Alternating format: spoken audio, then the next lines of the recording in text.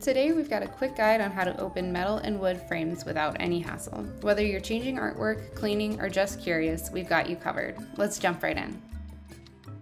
First things first, gather your tools. You'll need a screwdriver, a Phillips head, and a flathead, depending on the screws used in your frame.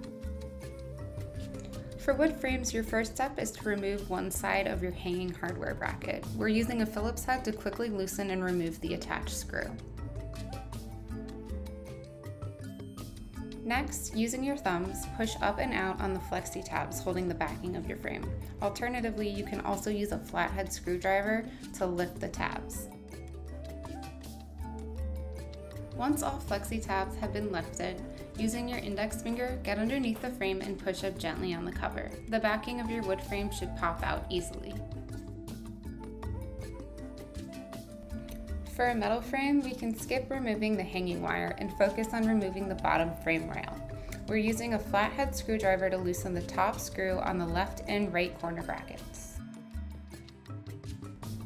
After one or two full twists, the bottom rail should easily pop out. Don't be afraid to loosen the screws more if you feel your rail is still secure.